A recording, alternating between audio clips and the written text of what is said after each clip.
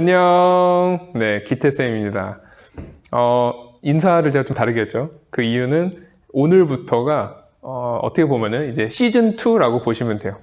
그러니까 저번 시간까지 했던 게 이제 중간고사 딱 범위거든요. 그리고 딱 전근대사. 오늘부터 이제 본격적으로 이제 근현대사를 하는데, 이제 근대사죠. 그래서 이제 나름 이제 시즌2기 때문에 제가 인사를 약간 변형을 해봤습니다. 자, 제가 저번에 여러분들한테 좀 어떤 질문이나 여러 가지 제보를 부탁한다라고 했는데, 그 며칠 안 돼가지고 뭐 질문이 몇 개씩 들어오고 있어요. 뭐 시험에 관련된 주로 질문인데, 제가 이제 그런 질문들은 답변을 최대한 빠르게 해드립니다. 그리고 그 내용에 대해서는 여러분들도 다 알 수 있도록 제가 나중에 다 공유를 해드릴 테니까요. 누가 질문했고 뭐 어디서 질문했고 답이 뭐지 뭐 이런 거를 너무 궁금해하지 마세요. 제가 다 알려드릴 테니까 모든 사람이 같은 정보를 받을 수 있도록 제가 공평하게 할 테니까요. 너무 염려하지 마시기 바랍니다. 자, 오늘부터 이제 근대사, 그러니까 시즌2를 하게 되실 텐데요. 여기서부터는 우리가 그 전에 배웠던 전근대사하고는 조금 다르게 접근을 하셔야 돼요. 전근대사는 제가 여러 번 얘기를 했지만 지금 되게 축약이 되어 있는 겁니다. 한 단원으로. 그래서 여러 가지 개념들을 좀 맥락이 제거된 채 전달해야 되는 어려움들이 있었어요. 그래서 저도 좀 진도를 막 달리듯이 했거든요. 근데 이제 근현대사부터는 이제 그럴 걱정은 없습니다. 제가 여러분들한테 다양한 얘기를 해줄 수 있는 어떤 시간적인 여유가 있어요. 근데 그만큼 또 사건이 되게 촘촘하게 발생하기도 합니다. 그러니까 예를 들어서 우리가 뭐 사화를 공부할 때 뭐 무오사화, 뭐 갑자사화, 기묘사, 을사사화가 사실은 4개가 몇십 년간 이루어진 사건들이에요. 근데 그걸 우리가 1시간에 배우지 않습니까? 근데 이제부터는 그런 건 없어요. 그래서 이 근대사는 조금 앞부분에 비해서 상당히 좀 복잡할 수가 있습니다. 너무 촘촘히 일어나기 때문에. 그래서 오늘은 이제 제가 1시간을 다 할애해가지고 그 시기 구분에 좀 더 투자를 하도록 할게요. 그래서 좀 더 이제 표를 쫙쫙 그려가지고 제가 이제 사건들 간의 어떤 인과관계와 그 시기의 어떤 주요 계층들의 어떤 움직임까지 복합적으로 보여드릴 테니까 여러분들이 제 수업을 들으면서 그 빈 공간에 필기를, 제 말들을 이렇게 해주시는 것도 상당히 도움이 될 겁니다. 그러니까 제가 필기로 여러분들 드리는 것만 보지 마시고 거기에다가 추가적으로 필기를 하시면 좀 더 도움이 될 것 같아요. 그래서 그렇게 오늘 공부를 하시면 좋을 것 같습니다. 자, 그럼 시즌2 시작하겠습니다.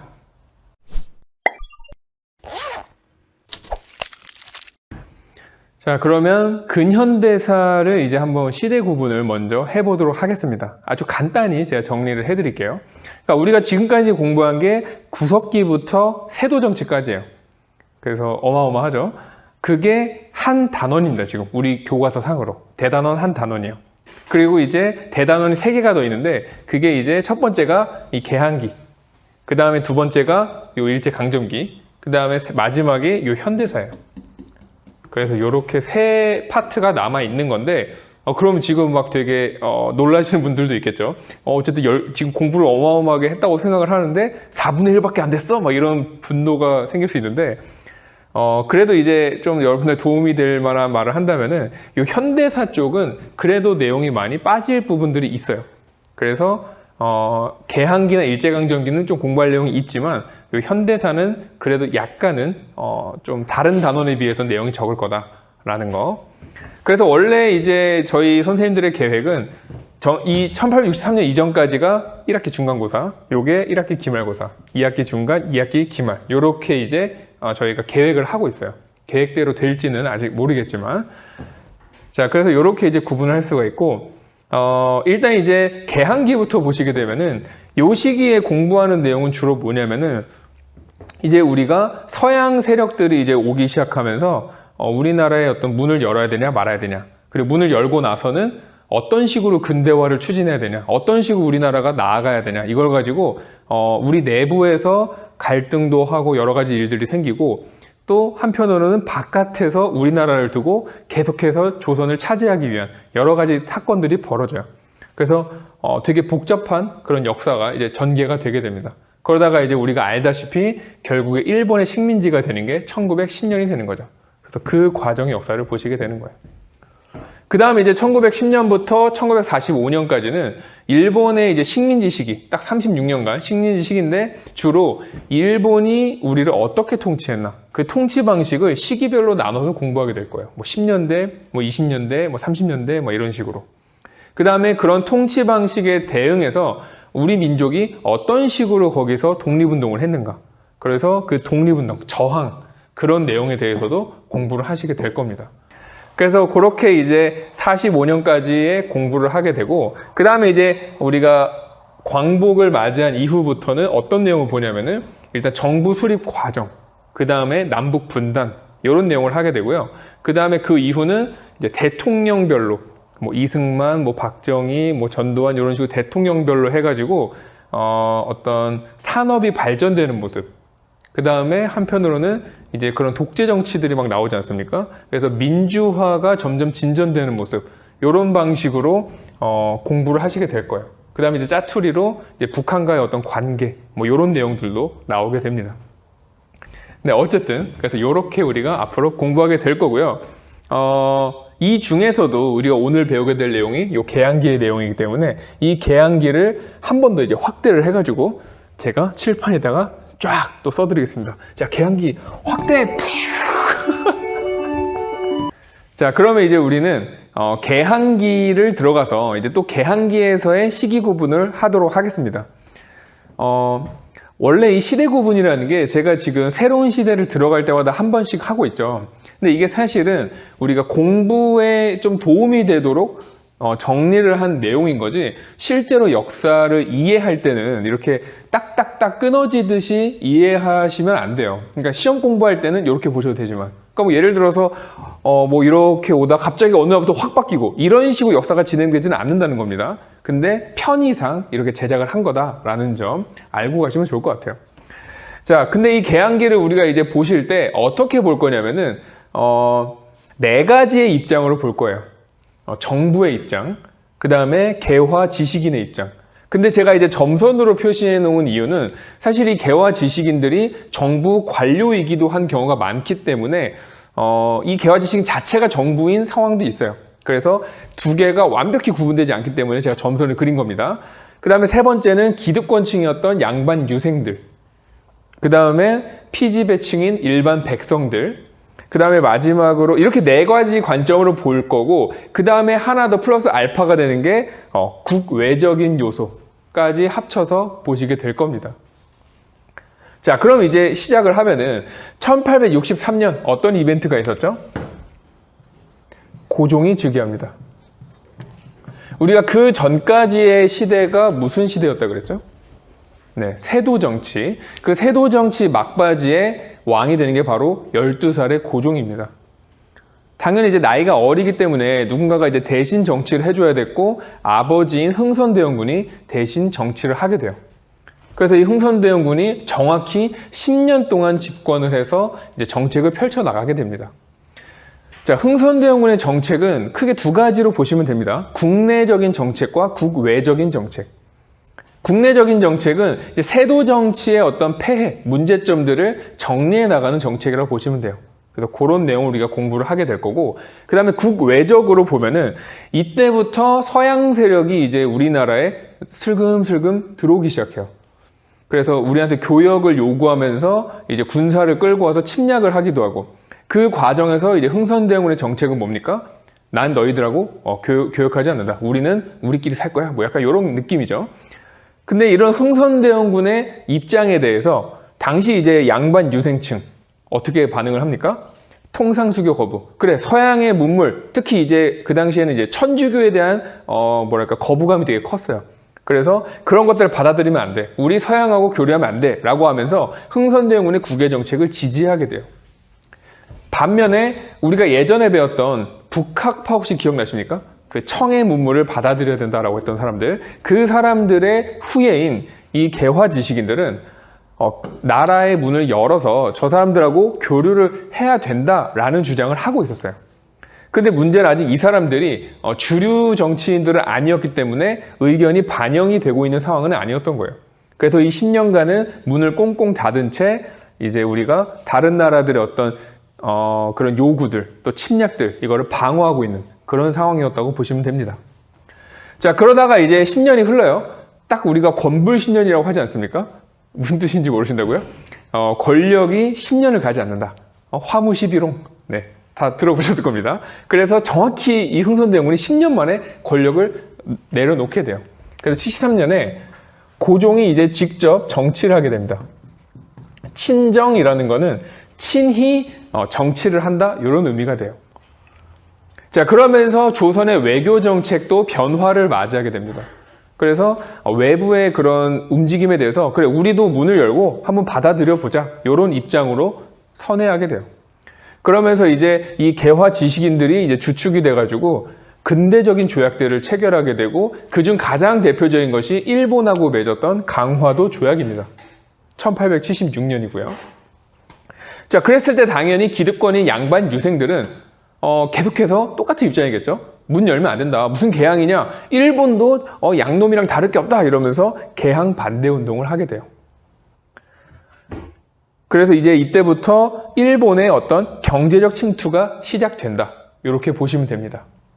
자, 그러면은 우리가 아직 일반 백성들, 피지배층에 대해서는 조금 넘어가고 있는데 이쯤에서 어떤 반응이 오고 있을까요? 여기서부터. 자, 개항을 하면서 일본 상인들이 우리나라 이제 항구에 와가지고 장사를 하기 시작하는 거예요. 그러니까 수입 제품들이 들어오기 시작하는 겁니다, 우리나라에. 자, 그러면 당연히 장사꾼들 입장에서는 그들하고 경쟁하는 체제가 되는 거예요, 지금. 그래서 이때부터 어떻게 보면은 백성들의 불만이 조금씩 생기기 시작해요. 반일 감정이. 특히 뭐 그런 장사에서의 경쟁뿐만 아니라 이들이 이제 쌀을 이제 수입해 가면서 우리의 먹을 쌀들이 점점 부족해지는 상황이 오기 때문에 백성들의 이제 불만이 이때부터 막 끌어오르기 시작하는 상황입니다, 지금. 써 있지는 않지만. 지금 보이지 않는 불만들이 여기 막 잠재돼 있어요, 지금. 그게 이제 73년부터 대략 80년까지, 그러니까 70년대의 상황이라고 이해하시면 돼요. 제가 여기다가 연도를 정확하게 적어 놓긴 했지만 대략적으로 이해하실 때는 60년대, 뭐 70년대, 80년대, 90년대 이렇게 이해하셔도 됩니다. 그래서 70년대의 상황이에요. 자, 그러다가 1880년, 자, 이거는 제가 왜 이렇게 적었냐면 이때부터 이제 조선에 통리기무아문이라는 정부 기구가 설치돼요. 이게 뭐 하는 곳이냐면은 개화 정책을 본격적으로 추진하기 위한 기관이라고 보시면 됩니다. 그래서 이 통리기무함을 설치하면서 여러 가지 개화 정책들이 막 추진되기 시작해요. 자, 당연히 우리의 기득권층, 양반 유생들은 개화 정책에 또 눈에 불을 켜고 반대하겠죠. 그러니까 이 사람들은 지금 무조건 안 되는 거예요, 서양 세력에 대해서는. 근데 지금 개항을 한 이후에 아예 서양처럼 우리가 가려고 하는 움직임 정부가 보이니까 죽어도 안 돼, 죽어도 안 돼, 막 이러면서 버티고 있는 거예요, 지금. 자, 그런데 정작 터지는 건 어디서 터지냐? 여기서 터집니다. 개화 정책을 추진하면서 당연히 뭐가 필요했겠습니까? 개화 정책이라는 거, 그러니까 여러 가지 우리가 시설들, 뭐 문물들 이런 것들을 하기 위해서는 돈이 많이 필요했어요. 새로운 걸 막 지어야 되니까. 그래서 당연한 얘기지만 세금이 늘어나게 됩니다. 그래서 사실은 그 개화 정책을 추진하는 과정에서의 피해를 고스란히 이런 일반 백성들이 져야만 했던 거예요. 그래서 불만이 안 그래도 가득 차는데 결국에는 구식군대가 겪었던 어떤 차별 대우, 그 구식군인들은 사실 도시에서도 가장 하층민에 속하는데 이 사람들이 결국 먹고 살기가 힘들어지자 반란을 일으키게 돼요. 그것이 바로 이모년에 일어난 군인들의 난입니다. 82년에 이모군란이 일어나면서 아주 국가가 거의 반쯤 뒤집혀져요. 그래서 여러 가지 일들이 벌어지면서 우리 정부는 이걸 수습하기 위해서 바보 같은 결정을 내리죠. 청나라를 끌어들이게 됩니다. 그러니까 자기네 백성들을 스스로 이제 제어하지 못하니까 결과적으로 청나라를 불러들이게 된 거예요. 물론 이건 이제 정부에서 무조건 불렀다기보다는 우리 국가 내부에서도 서로 이렇게 알력이 있었는데 그 알력 과정에서 이제 생긴 일이에요. 나중에 더 자세하게 배울 겁니다. 어쨌든 그래서 이때부터 우리나라 역사가 또 한번 뒤집어집니다. 청나라가 이모군란을 제압한다는 이유로 들어와서 내정 간섭을 본격적으로 하기 시작해요. 자, 그러면서 우리나라의 어떤 개화 정책이라는 게 중국의 영향으로 인해서 상당히 지체되게 됩니다. 그래서 이때 분노한 게 누구냐면은 이 개화 지식인들이에요. 이 개화 지식인들은 사실 이제 우리가 개화파라 그래서 하나의 어떤 무리였는데 이모군란 이후에 청나라의 간섭이 시작되면서 두 개로 갈라지게 돼요. 하나는 좀 더 정부 측에 가까워가지고 개화 정책을 추진했던 온건한 세력. 또 하나는 청나라의 간섭을 벗어나자. 그리고 개화 정책 더 빠르게 가자라는 급진파들이 있습니다. 그 급진파들이 결국 일으킨 게 갑신정변이에요.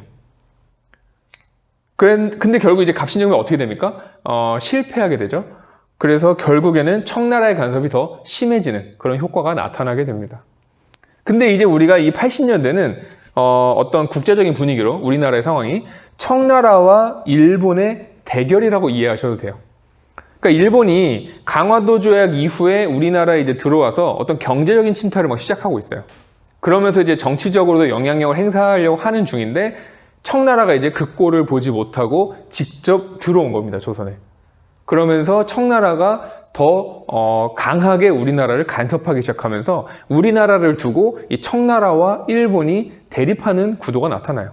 근데 여기서는 아직 실제로 막 총칼로 싸우고 이런 대립은 아닙니다. 노려보고 있는 거예요. 그러다가 한번 으이씨 했던 사건이 갑신정변인 거예요. 일본이 급진파이랑 같이 으이씨 했다가 후들겨 맞은 겁니다, 지금. 그래서 그런 상황이에요. 그래서 아직은 청나라가 좀 더 우위에 있는 가운데 우리나라를 두고 경쟁하고 있다. 이렇게 보시면 됩니다. 자, 그러다가 갑신정변 이후, 그러니까 1884년부터 이 94년까지는 큰 사건들은 별로 일어나진 않아요. 좀 잠잠하게 갑니다. 그러다가 이제 94년에 우리가 폭풍전야라 그러죠. 그렇게 조용했던 것이 이상할 정도로 엄청난 사건들이 이 1894년 1년 동안에 엄청나게 일어나요. 자, 1894년에 뭐가 일어나냐면은 제가 보시면은 이 부분만 굳이 1년밖에 안 되는데 이렇게 표를 만들었죠. 그만큼 아주 격동적인 해입니다, 이때가. 자, 가장 먼저 일어나는 건 뭐냐면 동학농민운동이에요. 당시 이제 일반 백성들은 상당히 지금 괴로운 시간들입니다, 지금. 일본의 경제 침탈, 그 다음에 청나라 상인들도 들어오고요. 거기다가 탐관오리들의 수탈까지도 이어져요. 그러니까 이 사람들이 너무 지금 여러모로 살기가 빡빡해지고 있는 겁니다. 그런 상황에서 결국 이 동학이라는 종교가 그 사람들을 하나로 뭉치는데 기여를 하면서 결국에 동학농민운동이 발생하게 돼요. 이 동학농민운동은 전라도 지역을 거의 뭐 다 장악하다시피 하면서 정부 입장에서도 어떻게 손을 쓰기가 힘들 정도로 커지게 됩니다. 그러니까 당연히 우리 또 무능한 정부는 뭐 하겠습니까? 아, 이거 안 되겠다. 우리끼리 안 되겠다. 그래가지고 또 청나라를 부르게 돼요. 아까 제가 말씀 안 드렸는데 이 80년대에 사실은 갑신정변이 일어나고 난 이후에 청나라하고 일본이 야, 우리 이렇게 서로 맨날 긴장 상태로 있지 말고 일단은 각자 집에 가 있자. 이렇게 된 상황이었어요, 사실은. 그런데 동학농민운동을 진압하겠다고 청나라를 다시 끌어들인 거예요, 우리 정부가. 그러면 일본 입장에서는 그거를 보고 있을 수 없죠. 그럼 너네가 들어와? 그럼 나도 들어가? 이렇게 되는 거예요. 그래서 한반도에 청나라하고 일본이 갑자기 들어와가지고 지들끼리 전쟁을 하기 시작해요. 우리나라에서. 그게 청일전쟁입니다. 동학농민운동이 벌어지고 있는 와중에 청일전쟁도 터진 거예요, 지금. 되게 복잡한 순간입니다. 그러다가 일본이 이제 어느 정도 조금 이제 유리한 것 같으니까 우리나라 정부를 슬슬 자극하기 시작해요. 야, 너네 뭐 하냐? 좀 개혁해야 되지 않겠냐? 그러면서 시작된 게 바로 갑오개혁입니다. 그래서 우리가 갑오개혁은 그동안 뭐 갑신정변이라든지 뭐 동학농민운동이라든지 이런 쪽에서 요구했던 사항들이 반영되는 모습도 있지만 상당히 이제 자의반 타의반으로 이루어진 개혁이기 때문에 어떤 일본의 입김도 상당히 많이 작용을 한 그런 개혁이에요. 그래서 총 3차례 1차, 2차, 3차에 걸쳐 개혁을 하게 되고 이 중에 이제 세 번째 개혁은 사실 해가 넘어가요. 그래서 1895년이 돼서 을미개혁이라고 부르기도 합니다. 자, 근데 이제 결국엔 어떻게 됩니까? 청일전쟁에서 일본이 승리하게 되죠. 일본이 승리를 하면서 결국 청나라는 조선을 두고 경쟁했던 게임에서 이제는 탈락하는 겁니다. 이제 청나라는 빠이빠이예요, 여기서부터는. 그래서 일본 입장에서는 내가 이제 조선을 먹어야지 하는데 갑자기 누가 등장하는 거예요? 러시아가 등장한 겁니다. 그래서 이제 일본 입장에서는 그 주도권을 가져오기 위해서 일으킨 사건이 바로 을미사변이라는 희대의 이제 양아치 사건이고 거기에 분노한 유생들이 들고 일어난 게 바로 을미의병이에요. 그래서 이 유생들은 80년대까지만 해도 이제 글을 주로 써가지고 자기들의 반대 의사를 표현하다가 이 90년대부터는 군대를 일으키는 방식으로 조금 더 행동적으로 변하고 과격해지고 이런 모습이 나타나게 돼요. 그래서 이제 고종이 이제 을미사변 이후 어떻게 합니까? 결국에는 러시아 공사관으로 피신하게 되죠. 자, 그렇게 아관파천이 발생한 이후부터는 이제 누구와 누구의 대결이냐면은 러시아와 일본의 대결이 되는 겁니다. 그래서 사실 이제 러시아가 조금 더 유리해 보이는데 이 과정도 보면은 러시아가 또 바보짓을 많이 해요. 그래서 어쨌든 그런 상황에서 결국에 이제 고종이 러시아 공사관에서 돌아오게 되고 돌아오면서 이제 좀 자신감이 불타오르게 돼요. 그러니까 그동안 러시아 공사관에서 1년 동안 되게 편하게 지낸 거예요. 그러다 보니까 과거에 느꼈던 여러 압박감들에서 해방이 된 겁니다, 이 사람이. 그래서 오자마자 갑자기 나는 대한제국의 황제다라고 하면서 황제국을 선포해요. 그리고서 이제 했던 일련의 개혁들, 그걸 우리가 뭐라고 하냐면은 광무개혁이라고 합니다. 이때 이제 고종이 황제로 취임하면서 썼던 연호가 광무예요. 그래서 이 시기의 개혁들을 광무개혁이라고 합니다. 그래서 이렇게 광무개혁을 통해서 갑오개혁 때 하지 못했던 어떤 자주적인 정부 주도의 개혁을 추진하게 돼요. 그러니까 갑오개혁은 아까 제가 말씀드렸지만 자의반, 타의반이라고 하지 않았습니까? 이때는 자신감에 차오른 고종이 주도적으로 개혁을 추진해 나갔다고 보시면 돼요. 자, 그리고 한편으로는 어떤 정부 관료와 개화 지식인들이 참여한 독립협회라는 단체가 만들어집니다. 시기상으로는 이제 아직 러시아 공사관에 고종이 가 있을 시기예요. 그래서 이 시기에 독립협회가 어떤 활동을 하냐면은 이 갑신정변이나 갑오개혁을 떠올리면서 특히 이제 갑신정변이죠. 여기서 이제 이어지는 경우니까. 그래서 갑신정변 때 우리가 왜 실패했지를 생각을 해보니까 이 사람들의 어떤 의견이나 주장이 상당히 좋은 면들이 많았음에도 불구하고 그게 백성들한테 제대로 전달이 되지 못한 거예요. 왜냐면은 너무 이제 엘리트주의에 빠져서 지들끼리 한 것도 있었고 근데 백성들이 사실은 그런 어려운 얘기들을 잘 몰라요. 그러니까 이제 나중에 독립협회에서는 그때의 실패를 곱씹으면서 이제 어떻게 하는 겁니까? 백성들을 우리가 가르쳐야 된다. 이 사람들이 우리말을 알아들을 수 있게 해야 된다. 그래서 그런 관점에서 활동을 하고 그 대표적인 게 바로 뭐냐면은 관민공동회가 돼요. 사실 제가 여기다 써놓긴 했지만 만민공동회는 백성들의 활동이라기보다는 독립협회에서 주관한 일종의 대중토론회입니다. 근데 이게 백성들의 참여를 유도하고 백성들을 계몽시키기 위한 목적이 있기 때문에 제가 카테고리를 여기다 넣은 거예요. 그래서 그동안 엘리트 의식에 빠져있던 개화 지식인들이 백성들을 끄집어 올리려고 했던 그런 시도였다고 보시면 돼요. 자, 그런데 문제는 이러한 이제 움직임이 황제를 칭하고 있는 고종하고는 상당히 좀 부딪힐 요소가 있겠죠. 그러니까 독립협회는 민권을 강조하고 고종은 황제권을 강조하니까. 그래서 결과적으로 독립협회는 고종에 의해서 결국 해산이 되게 돼요. 자, 그리고 나서 이제 1904년에 뭐가 터지냐면 결국 러일 전쟁이 일어나게 됩니다. 러시아와 일본, 그 당시 사파에서도 거의 다윗과 골리앗의 싸움으로 비유를 하고 있어요. 그런데 러시아를 무진장 싫어했던 영국과 미국이 일본을 계속 도와주면서 결과적으로는 일본이 승리하게 됩니다. 우리나라 역사의 방향이 뒤바뀌는 순간이에요. 그래서 러시아는 이 러일 전쟁에서 패배하게 되면서 앞서 우리가 공부했던 청일 전쟁과 마찬가지로 조선에서 결국 손을 떼게 됩니다. 이때 이제 조선이 아니라 대한제국이겠죠. 대한제국에서 손을 떼게 돼요. 그러니까 이제 우리나라가 일본 거다라는 거를 어떻게 보면 주변의 강대국들이 인정해 주게 된 그런 시점이라고 보시면 돼요. 그래서 이때부터는 우리가 뭐라고 하냐? 일본의 어떤 국권 침탈이 일어나고 있는 그런 시기라고 봅니다. 우리가 하나씩 뺏겨요. 대표적인 게 을사조약이죠. 을사조약으로 뭐 외교권 뺏기고 잠시 후에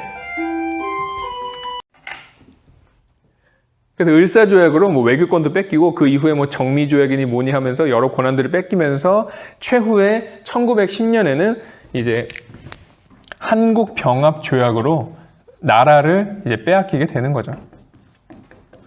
그러면서 이제 본격적으로 일제강점기로 가게 되는 겁니다. 근데 이제 그 과정에서 우리가 나라를 이렇게 쉽게 뺏기지는 않았어요. 저항을 했죠. 그래서 이제 지식인들은 애국계모 운동이라 그래서 사람들 이제 교육하고 가르치고 하면서 실력을 이제 키우는 그런 활동을 주로 했고, 그 다음에 유생들이나 일반 평민들 이런 사람들은 이제 총을 들고 무기를 들고 항일 의병, 그 다음에 어떤 사람들 개별적으로 어떤 의거 활동 이런 것들을 하면서 저항하는 그런 모습들을 보여주게 됩니다. 그래서 제가 지금 길게 지금 여기까지 쭉 왔는데 제가 이런 거를 이제 하는 이유는 이런 겁니다. 앞으로 여러분들이 이제 요 사건들을 배우게 될 텐데, 요 사건들이 어떤 시기에 일어났는지를 일단 제대로 아셔야 돼요. 이 표를 보면은 그 시기에 대해서는 정확히 알 수가 있겠죠. 근데 그 다음으로 또 중요한 게 뭐냐면은 그 사건들 간의 인과관계를 정확하게 아셔야 돼요. 그러니까 저처럼까지는 아니어도 이렇게 이야기로 모든 사건을 좀 풀어낼 수 있어야 합니다. 근데 그거는 여기에 적혀 있지 않죠. 그래서 제 수업을 들으면서 이 사건이 이렇게 연결되는구나, 이렇게 연결되구나 하는 큰 그림을 한번 그려보셔야 돼요. 그래서 이거를 지금 수업 듣는, 지금만 보는 게 아니라 나중에 여러분들 뒤에 가서 뭐 이모군란 배울 때, 동학농민운동 배울 때, 을사조약 배울 때에도 중간중간에 이 표를 보시면서 같이 보시면 더 도움이 많이 될 거예요. 요게 지금 이쯤에 일어났고, 이래서 이 사건이 이렇게 됐고, 이때 유생들이 이렇게 반응했고, 이런 식으로, 마치 C줄과 날줄처럼, 맞나? 어쨌든, 그렇게 역사를 이렇게 가로로도 세로로도 이렇게 볼 수가 있어야 합니다. 자, 이렇게 우리가 이제 근현대사 전체 시기 구분 한번 했고, 그 다음에 개항기를 또 이제 확대해가지고 개항기를 또 우리가 한번 전체적으로 조명을 했습니다. 상당히 복잡하셨을 텐데 이거는 이제 교과서를 보면서 복습하기는 힘들겠죠. 앞으로 저랑 수업을 들으시면서 그때그때 다시 한 번씩 찾아보시면 됩니다. 자, 그런데 이제 여기서 제가 수업을 마무리하기 전에 팁을 조금 드리도록 하겠습니다. 여러분들은 별로 좋아하지 않겠지만 이 근현대사는 사건들이 워낙에 촘촘히 일어나기 때문에 사실은 연도를 외우게 돼요. 그러니까 우리가 뭐 연도 외우지 마세요라고 말할 필요도 없이 주요 사건들의 연도가 알아서 외워지게 됩니다. 왜냐하면 사건에 인과관계가 있기 때문에. 근데 이 연도를 외우실 때 조금이라도 도움을 드리고자 제가 팁을 드릴게요. 아마 이제 중학교 때 열심히 공부를 하셨던 분들은 한문 시간에 본 적이 있는 글자들일 겁니다. 여기다 한자로 썼으면 아마 안 배웠다고 할 텐데 한글로 썼으니까 빼박이죠. 자, 보시면은 이제 갑을병정 무기경신 임계 60갑자죠. 여기에다가 이제 제가 써놓지는 않았지만 뭐 자축인묘, 진사오미, 신유술해를 이제 조합을 해가지고 그 해를 부르는 이제 명칭으로 보통 사용을 합니다. 그래서 이제 그걸 가지고 어떤 사건들의 이름을 많이 붙이죠. 병자호란, 뭐 임진왜란, 뭐 이런 식으로. 근데 이거를 우리가 전근대사에서는 몰라도 돼요. 근데 근현대사에서는 너무 사건이 촘촘하다 보니까 알면 도움이 됩니다. 자, 60갑자까지 다 하라 그러면 머리가 아프니까 요것만 할게요. 10개만.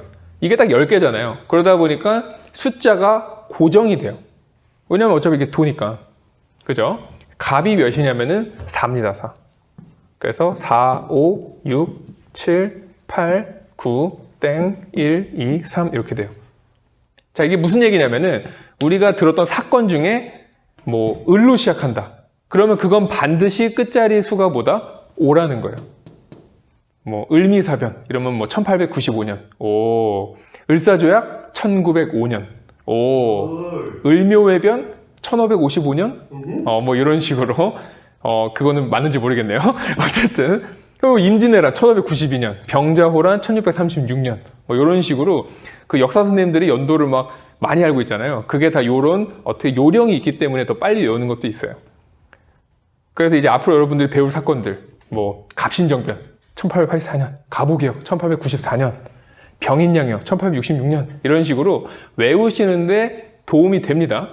그래서 요거를 필기 어디 한 구석이나 노트 한 구석에다가 써놓고 갑을병정 무기경신 임계, 갑을병정 무기경신 임계, 그리고 갑은 사다라는 거 정도를 알고 계시면은 정말 많은 도움이 될 겁니다.